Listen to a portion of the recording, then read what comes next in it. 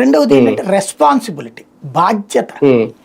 ఈ సమయంలో ఇది ఇస్తే రైతుకి మేలు చేకూరుతుంది, అవును, రైతు ప్రయోజనం కోసమే మనం ఉన్నాం. మనం ఏమంటున్నాం, పొలిటికల్ గవర్నెన్స్ అంటున్నాం. అంటే రాజకీయ ప్రభుత్వం. ఎందుకని రాజకీయ పాలన అంటే ఆ ప్రజల అవసరాలు తీరిస్తేనే ఆ ప్రజలు మనల్ని ఆదరిస్తారనే కదా చెప్తోంది. అంతే కదా, ఆ లెక్కన ఇవ్వాలి కదా. ఇప్పుడు ఎందుకు ఇవ్వట్లేదు అక్కడ? పైగా ఇప్పుడు ఖరీఫ్ సాయం అంటే ఖరీఫ్ సమయానికి చేసే సాయమా, ఖరీఫ్ సీజన్ అయిపోయాక చేసే సాయమా? అంటే కోతలకి ఇస్తారేమో. ఇంకా అప్పుడే ఖరీఫ్ లో స్టార్టింగ్ నుంచి ఎండింగ్ లోపు ఏదో ఒక రోజు ఇస్తే సరిపోతుంది అనుకుంటున్నారు. అలాగనే కదా సార్. ఇప్పుడు కేంద్రం ఇప్పుడు ఈ 4,000 సంగతి పక్కన పెడితే 6,000 3 విడతలకు ఇస్తుంది కదా సార్. కేంద్రం 2,000 చొప్పున ఇస్తుంది. ఆల్రెడీ ఒక విడత అయిపోయింది, ఇచ్చేసింది. ఇప్పుడు రెండో విడత ఇచ్చే సమయంలో వీళ్ళు అనుకున్నట్టు పోనీ 3 విడతలుగా 20,000 ఇద్దామని అనుకున్నా, పోనీ ఆ 2,000 కాకపోతే ముందు వీళ్ళు ఇద్దాం అనుకుని 7,000 వేసేయచ్చు కదా.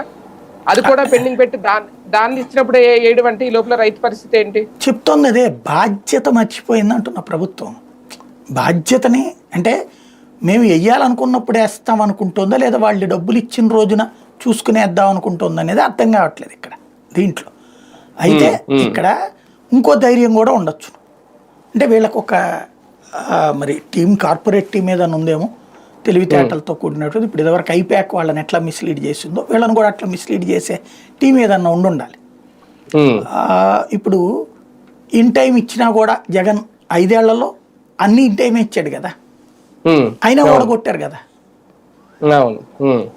అంతే ఉంటుందండి, ఎవడు పట్టించుకోవద్దు, చివరిలో మనం చేస్తే సరిపోతుందని ఏమైనా చెప్తున్నారేమో. అంటే రైతుల విషయంలో జగన్ కన్నా మాకే ఎక్కువ తెలుసు అని చెప్పుకున్నారు. కానీ రైతులకి ఇచ్చే దాంట్లో ఆయన 4 ఏళ్ళని ఇస్తారని చెప్పి 5 ఏళ్ళు ఇచ్చారు. పైగా సార్ ఇక్కడ కీలకమైన పాయింట్, నేను వాళ్ళ అర్జీల్లో రాసిన దాన్ని బట్టి చూస్తే ఈయన వచ్చిన తర్వాత ఆ రైతు భరోసా కేంద్రాలు పెట్టేటప్పుడు జగన్మోహన్ రెడ్డి గారు వచ్చినప్పుడు ఇప్పుడు ఉన్నాయి, కానీ కొన్ని చోట్ల సరిగ్గా పని చేయట్లేదట, కొన్ని చోట్ల అసలు పనే చేయట్లేదట. దాంతో ఎరువులు రేట్లు పెరిగిపోయినాయి, నకిలీ విత్తనాలను కట్టడి చేసేవారు దాని ద్వారా. ఇప్పుడు నకిలీ విత్తనాలు మార్కెట్లో భారీగా పెరిగిపోతున్నాయి, దానికి తోడు ఖరీఫ్ అయిపోతుంది, మాకు డబ్బులు రావట్లేదు, మా పరిస్థితి ఏంటి, ఇస్తారా ఎవరనేది వాళ్ళు అడుగుతుంది. ఇప్పుడు దాన్ని బట్టి చూస్తే రైతు ప్రభుత్వం ఎవరిది, రైతుల మీద అవగాహన ఉన్న ప్రభుత్వం ఎవరిది? ఇప్పుడు ఎవరు సమాధానం చెప్పాలి రైతులకి? అంటే ఇక్కడ